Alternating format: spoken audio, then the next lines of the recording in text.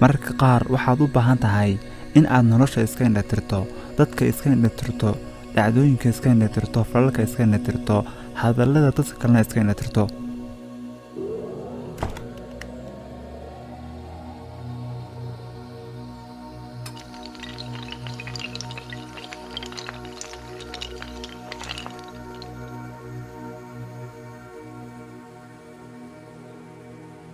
السلام عليكم ورحمة الله وبركاته. soo dhawaada daawadayaal.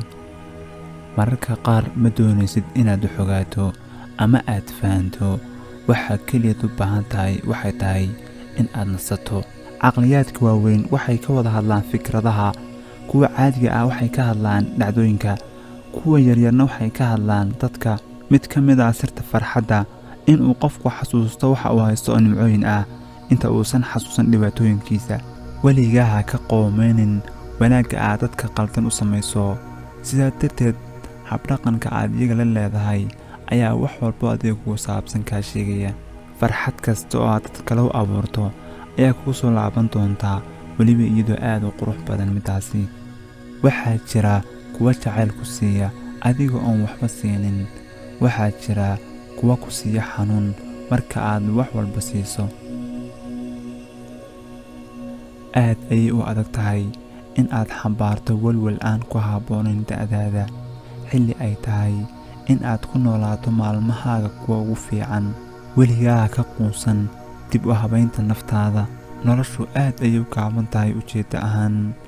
uma qalanto nacayb, xaasidnimo, lawajilnimo iyo qaraabogeyn.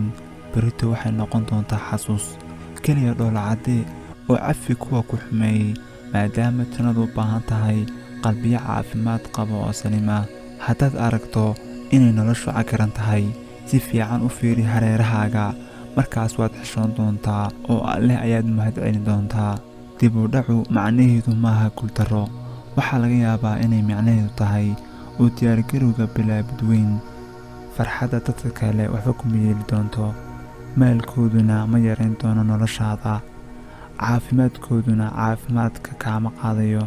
nolol nadiif ah ku noolow, dadkana u raje waxay rabaan naftooda. rajo wanaaggu waa sifooyinka ugu badan ee lala xiriiriyo guusha iyo farxadda. wax kasta istaag oo xoog yeelo, cidnihaysan dareemin daciifnimadaada. wax kastoo jira iyo si kastay nolosha kuu soo waajahdaba, ma jirto kelimad la magac baxday waxaan bilaabi doonaa berri. haddii aad rabto inaad noqoto qof guulaystaa, hadda bilow. haddii duruufahaaga iyo rabitaankaagu aysan macquul ahayn, alle bari, isaga ayaa wax walba u habayn doona sida ay u kala horeeyaan. noloshu had iyo jeer nama siiso waxaanu jecelnahay, laakiin kuwa aan jecelnahay ayaa nolosha oo dhan la siiya. daqiiqad kastaa waa daqiiqad ku habboon in la kaco. saacad kastaa waa saacad ku habboon in wax la sameeyo. maalin kastaana waa maalin ku habboon in mar kale dib laysku dayo wax cusub. ma jiraan wax aan macquul ahayn, laakiin waxaa jira go'aan iyo rajo. ha isku dayin marna in aad dhamiis ahaato, keliya isku day inaad ka fiicnaato sida aad shalay ahayd. ixtiraam kuwa ku neceb, waayo iyagu waa kuwa keliya ee u malaynaya in aad adigu ka fiican tahay iyaga. hadalka ugu dambeeya aan kula wadaagayaa wuxuu yahay, dadku yaysan ka qoomameynin in ay ku barteen adiga. dadku ha ka qoomeeyaan wayitaankaaga.